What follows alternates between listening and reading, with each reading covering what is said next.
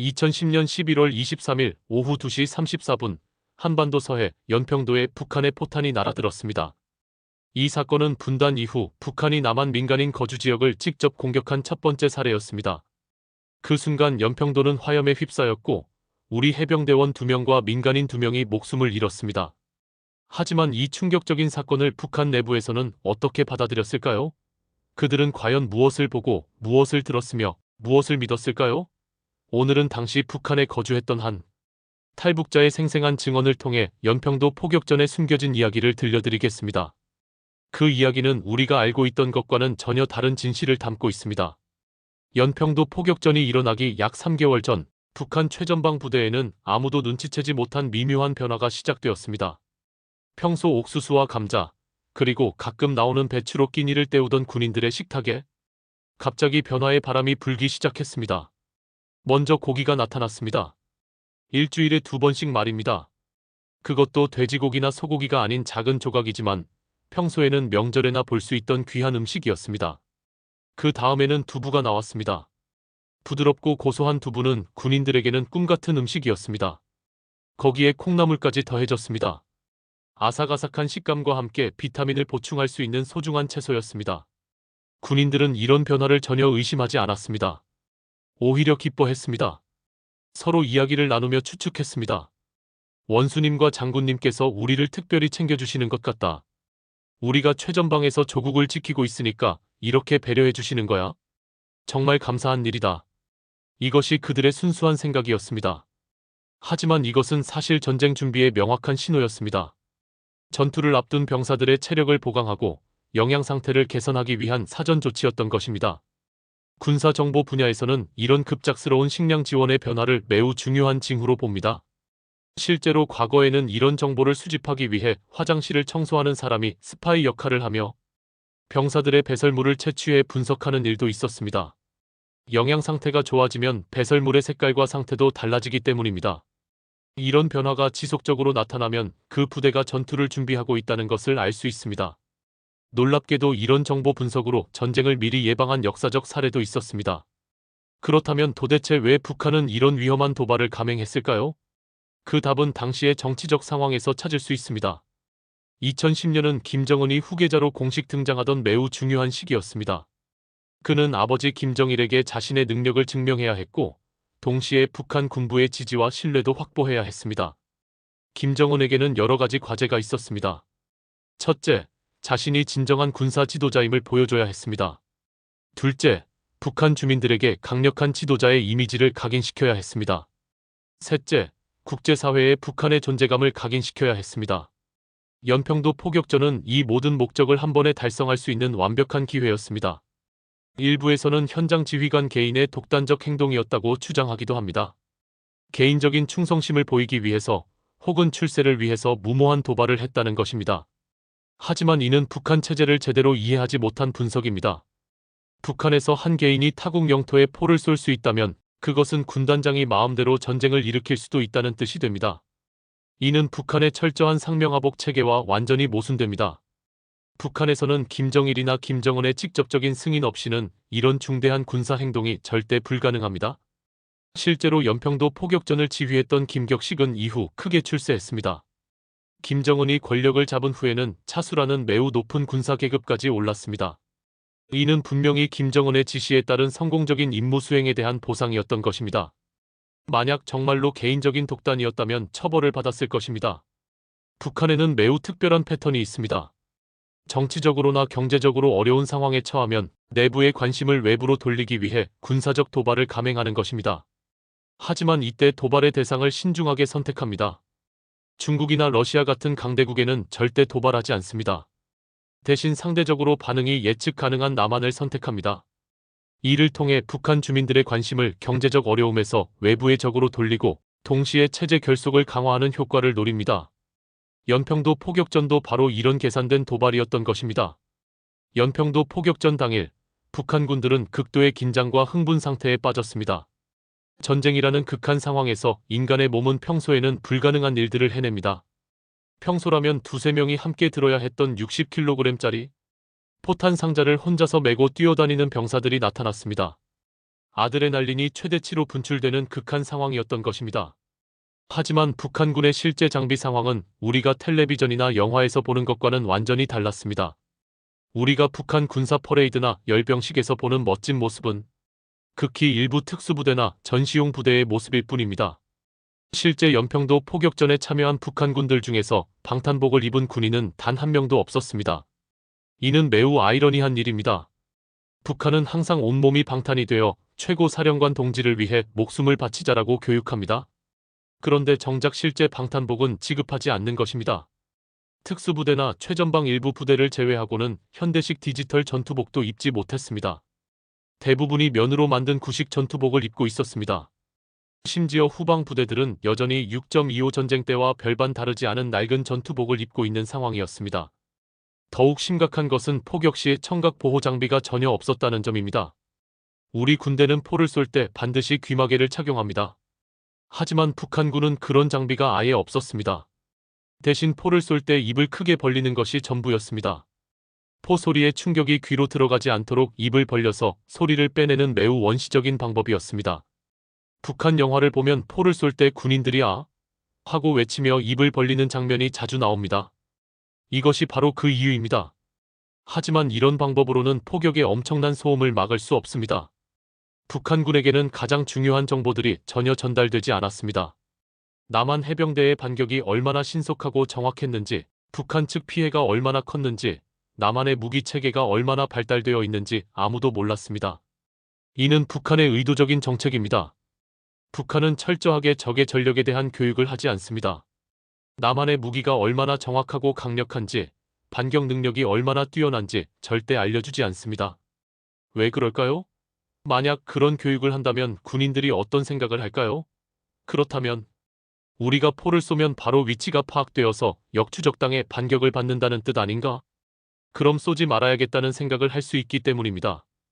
북한 지도부는 이런 현실적인 판단을 군인들이 하는 것을 원하지 않습니다. 대신 북한군들에게는 이런 식으로 교육합니다. 우리의 자주포는 세계에서 가장 강력하다. 서울까지 날아갈 수 있는 세계 최고의 무기다. 적들은 우리 앞에서 벌벌 떨고 있다. 이런 식의 허위 정보만 주입합니다.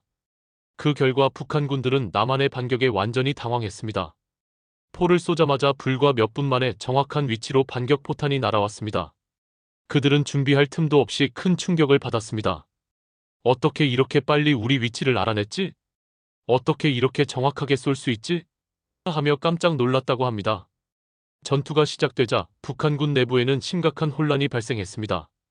포격 소음 때문에 명령 전달이 제대로 되지 않았습니다. 포탄 상자를 가져와라라는 명령을 내려도 듣지 못하는 병사들이 속출했습니다. 상황이 이렇게 되자 지휘관들은 손짓으로 명령을 내려야 했습니다. 하지만 포격이 계속되는 상황에서 정확한 의사소통은 거의 불가능했습니다. 이런 혼란 속에서 피해는 더욱 커졌습니다. 북한군들은 남한의 반격포탄이 정확히 자신들의 포대 위치로 떨어지는 것을 보고 경악했습니다. 마치 자신들의 위치를 정확히 알고 쏘는 것 같았습니다. 실제로 우리 군은 적외선 탐지기와 레이더를 통해 북한 포대의 위치를 실시간으로 파악하고 있었기 때문입니다. 연평도 포격전에서 북한군의 피해는 그들이 예상했던 것보다 훨씬 컸습니다. 한 중대 병력의 절반 이상이 사상자가 되었습니다. 북한의 중대는 보통 100명에서 120명 정도로 구성되는데 그중 10명 이상이 죽거나 다쳤다는 뜻입니다. 사망자의 대부분은 직격탄을 맞거나 파편에 의한 것이었습니다.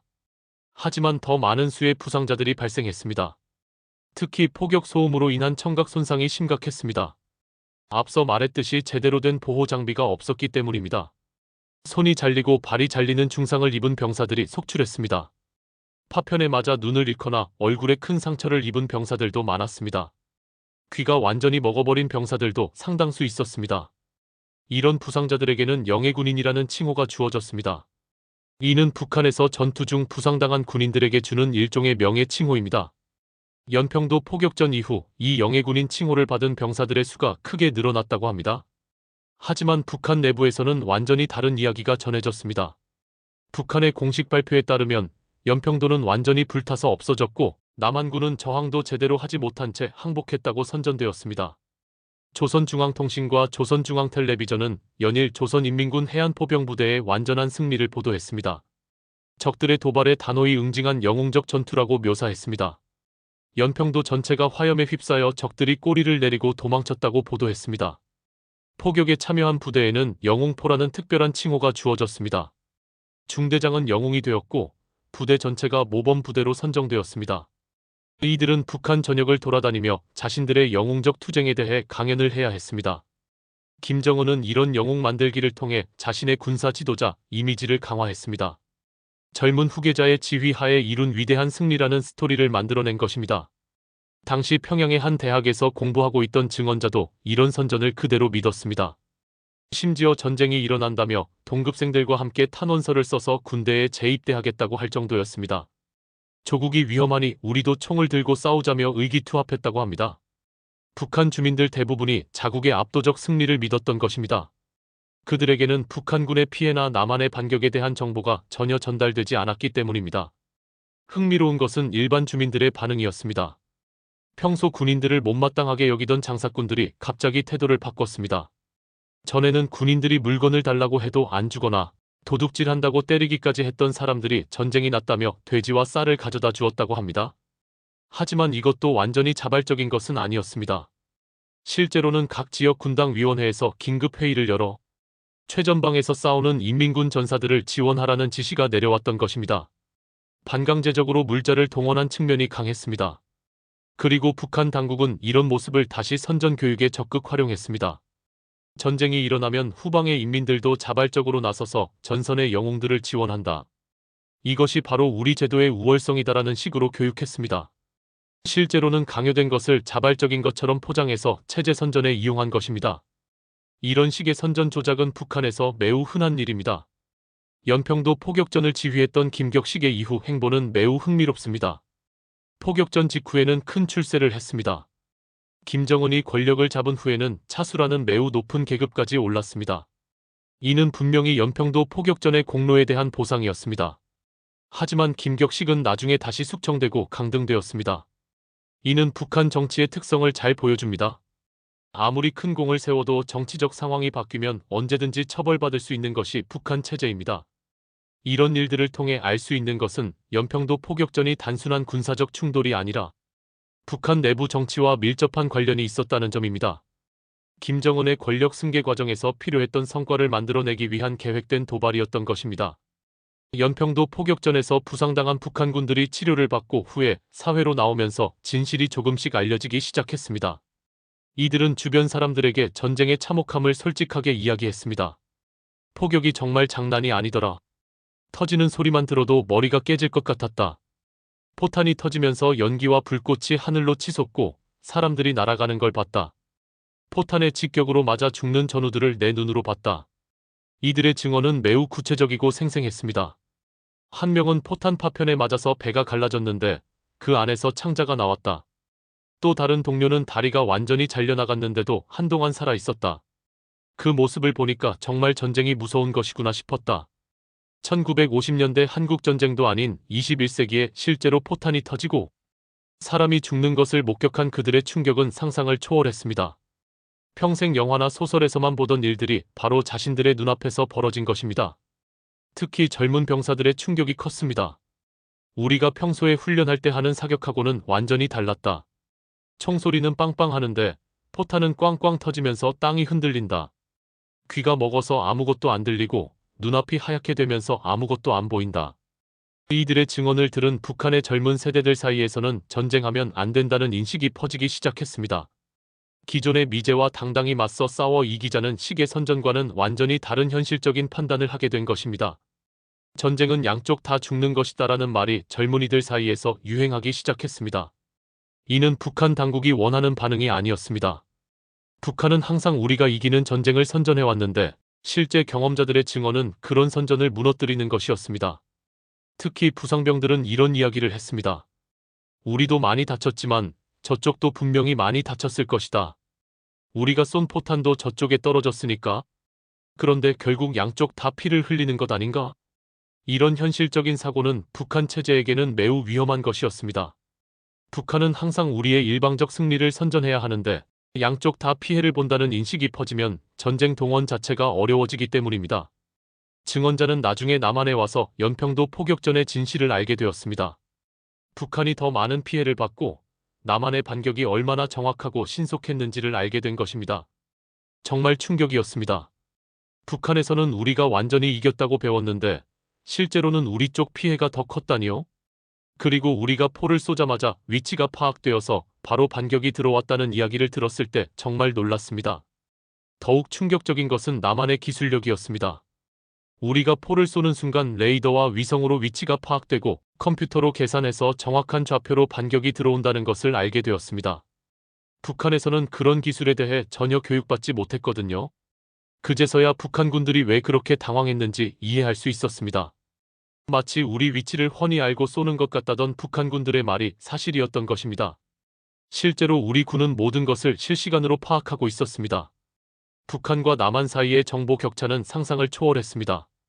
북한은 여전히 20세기 방식의 전쟁을 생각하고 있었는데 남한은 이미 21세기 첨단 기술 전쟁을 준비하고 있었던 것입니다. 북한군들은 포를 쏘고 나면 빨리 숨어야 한다고 생각했습니다. 옛날 방식대로 말입니다. 하지만 이미 위치는 모두 파악된 상태였습니다. 숨을 곳도 없었고 숨을 시간도 없었습니다. 만약 북한군들이 남한의 반격 능력에 대해 정확히 알았다면 포격을 시도하지 않았을 수도 있습니다. 하지만 북한 지도부는 의도적으로 그런 정보를 차단했습니다. 무모한 공격을 하게 만들기 위해서 말입니다. 북한군의 장비 상태는 우리가 생각하는 것보다 훨씬 열악합니다.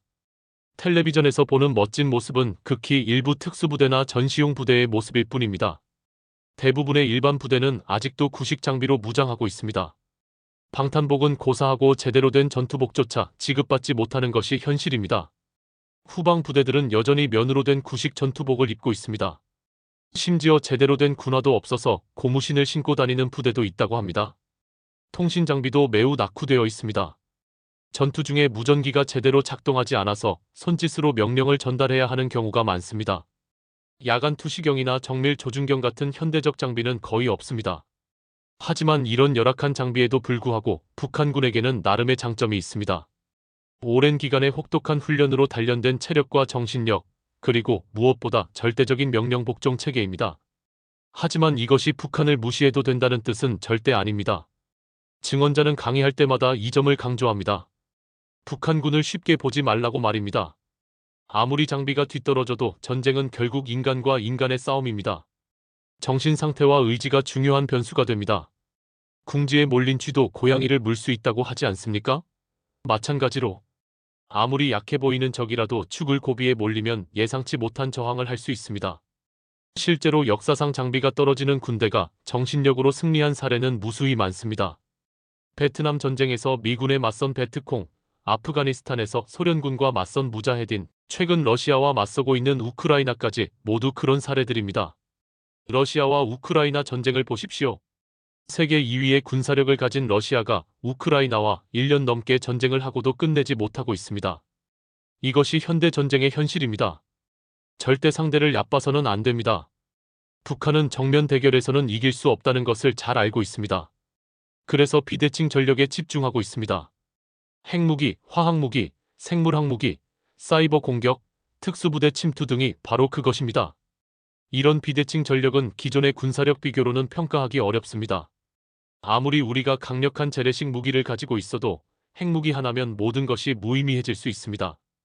북한이 정말 위험한 것은 재래식 무기가 아니라 이런 비대칭 전력 때문입니다. 그들은 이미 핵무기를 가지고 있고 계속해서 성능을 향상시키고 있습니다. 이것이 우리가 북한을 절대 무시할 수 없는 이유입니다. 우리는 세계 최고 수준의 군사력을 가지고 있습니다. 이에 대한 자부심을 가져야 합니다. 우리의 기술력, 장비, 훈련 수준은 세계 어느 나라와 비교해도 뒤지지 않습니다. 하지만 동시에 겸손함도 잃지 말아야 합니다. 북한을 과소평가하거나 도발적인 행동을 해서는 안 됩니다. 진정한 강자는 자신의 힘을 과시하지 않습니다. 우리는 북한을 이길 수 있습니다. 하지만 이기는 것과 전쟁을 피하는 것은 다른 문제입니다. 전쟁에서 이기더라도 우리도 큰 피해를 볼 수밖에 없습니다. 그래서 전쟁 자체를 피하는 것이 가장 좋은 방법입니다. 역설적이게도 평화를 지키기 위해서는 강한 군사력이 필요합니다. 북한이 함부로 도발하지 못하도록 확실한 억지력을 갖춰야 합니다. 연평도 포격전 이후 우리 군의 대응 태세는 크게 강화되었습니다. 도발 시 즉시 보복이라는 원칙이 확립되었고 실제로 그런 능력도 갖추게 되었습니다. 이런 변화가 그 이후 북한의 추가 도발을 억제하는 데 큰 역할을 했습니다. 북한이 연평도 포격전 이후로는 이런 직접적인 군사 도발을 하지 않고 있습니다. 그것은 우리의 강력한 대응 의지와 능력을 확인했기 때문입니다. 이것이 바로 강한 국방을 통한 평화의 실제 사례입니다. 연평도 포격전을 통해 우리가 얻은 가장 중요한 교훈 중 하나는 정보의 중요성입니다. 북한군이 그렇게 큰 피해를 본 것은 우리의 반격 능력에 대한 정보가 전혀 없었기 때문입니다.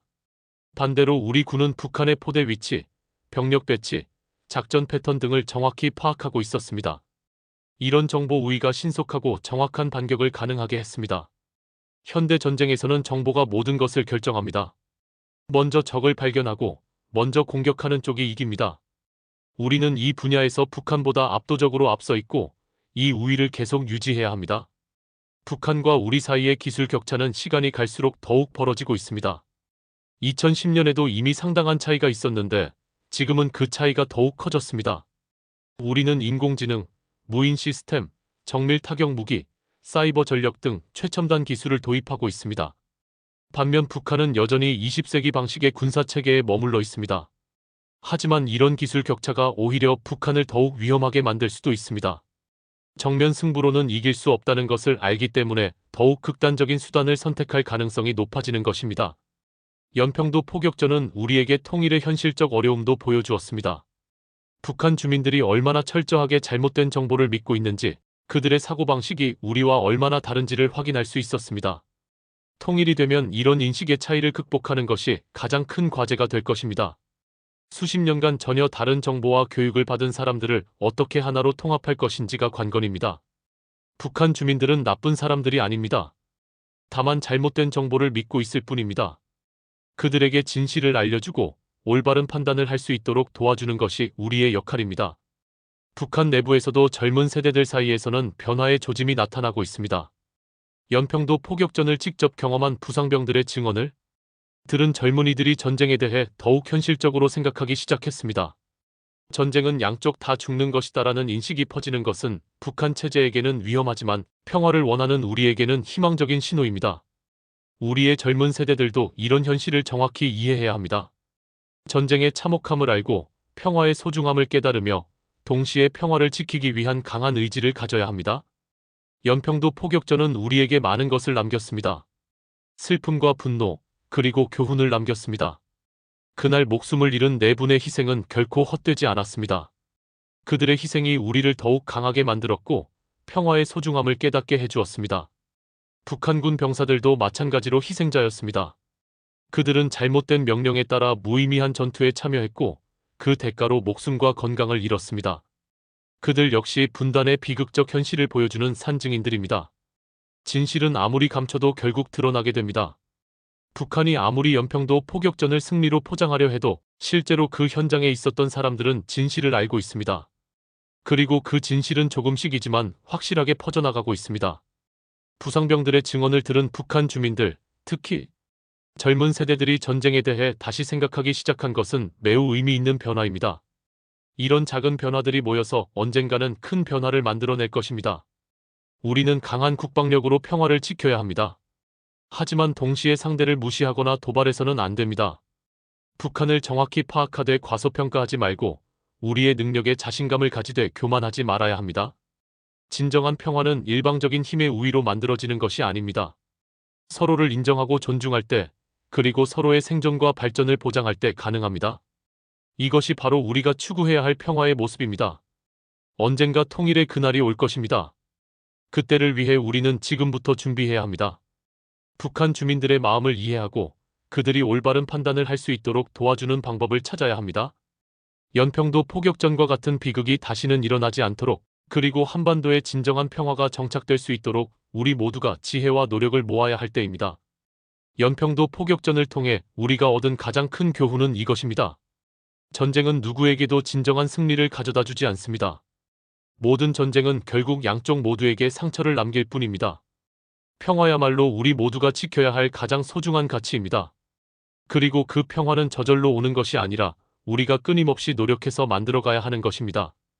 북한에서 온 한 탈북자의 증언을 통해 우리는 연평도 포격전의 또 다른 모습을 보았습니다. 그 속에서 우리는 분단의 아픔과 전쟁의 참혹함, 그리고 평화의 소중함을 다시 한번 깨달을 수 있었습니다. 이제 우리에게 남은 과제는 이런 교훈을 바탕으로 더 나은 미래를 만들어가는 것입니다.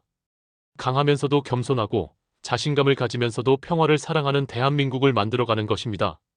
그것이 바로 연평도에서 희생된 분들에게 바치는 최고의 헌사가 될 것입니다. 시청해주셔서 감사합니다. 구독, 좋아요, 알림 설정은 큰 힘이 됩니다.